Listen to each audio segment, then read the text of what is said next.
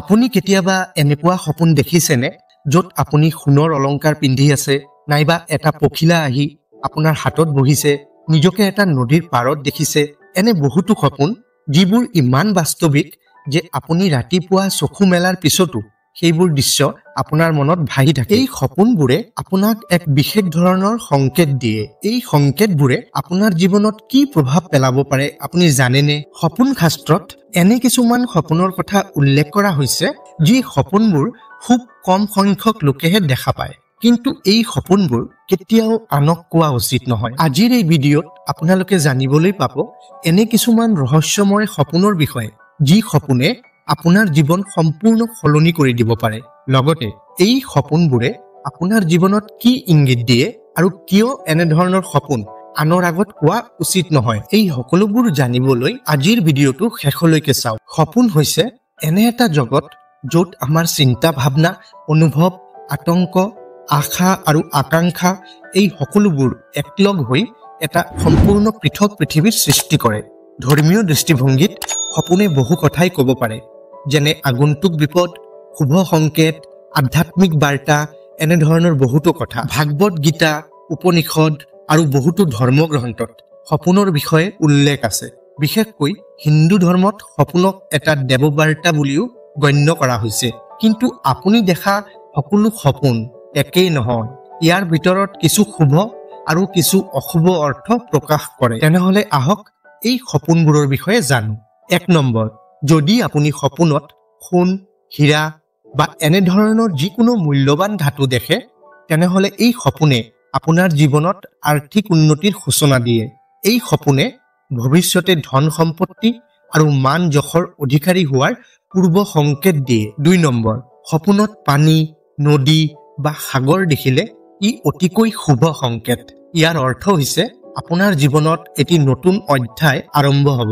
শুভ সংবাদ আহিব, যেনে চাকৰিৰ প্ৰস্তাৱ, বিয়াৰ খবৰ, অৰ্থনৈতিকভাৱে লাভ ইত্যাদি। 3 নম্বৰ, সপোনত সেউজীয়া গছ-গছনি, বন জংঘল দেখিলে ইয়াৰ অৰ্থ হৈছে আপোনাৰ জীৱনত অচিৰেই ধন সম্পত্তি বৃদ্ধি হ'ব।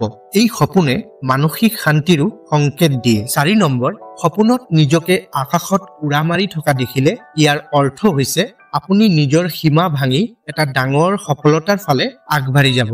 এই সপোন অতিকৈ শুভ বুলি গণ্য কৰা হয়। 5 নম্বৰ, সপোনত যদি আপুনি দেৱতা, সন্ন্যাসী বা কোনো পুৰোহিতক দেখা পায়, তেন্তে ইয়াৰ অৰ্থ হৈছে ঈশ্বৰে আপোনাক এক বিশেষ সংকেত দিছে। এনেধৰণৰ সপোন দেখা মানে আপোনাৰ জীৱনত এক নতুন আধ্যাত্মিক পথ মুকলি হ'ব। সকলো ধৰণৰ বিপদৰ পৰা ৰক্ষা পাব, মানসিক শান্তি লাভ কৰিবলৈ সক্ষম হ'ব। 6 নম্বৰ, যদি আপুনি সপোনত কোনো শিশু দেখা পায়, তেন্তে ই আপোনাৰ জীৱনৰ এক নতুন অধ্যায় আৰম্ভণিৰ সংকেত।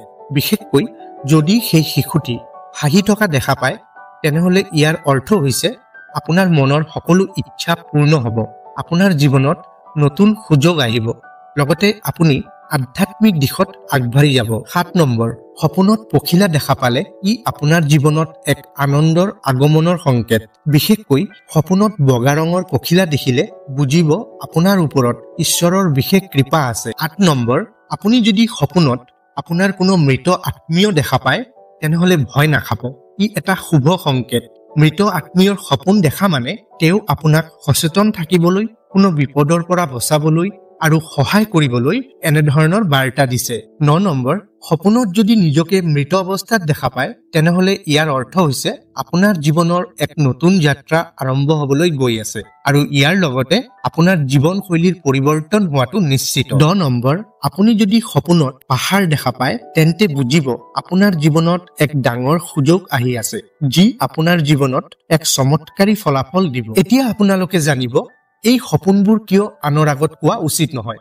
সপোন হৈছে ব্যক্তিগত আশা, আকাংক্ষা আৰু লক্ষ্যৰ প্ৰতিবিম্ব। আপুনি দেখা এই সপোনবোৰ যদি আনৰ আগত কৈ দিয়ে, তেনেহ'লে সেইবোৰত বাধাৰ সৃষ্টি হয়। লগতে এই সপোনবোৰ কেতিয়াও বাস্তৱত পৰিণত নহয়, কাৰণ আনৰ নেতিবাচক দৃষ্টিভংগীয়ে আপোনাৰ এই সপোনবোৰৰ শক্তি নোহোৱা কৰি পেলায়। গতিকে এই সপোনবোৰ নিজৰ মাজত ৰাখি, নিজৰ আশা আৰু আকাংক্ষাৰ ওপৰত বিশ্বাস ৰাখি আগবাঢ়িলে আপোনাৰ এই সপোন বাস্তৱত পৰিণত হোৱা দেখা পাব। প্ৰিয় দৰ্শক, আজিৰ ভিডিঅ'টি ইমানেই।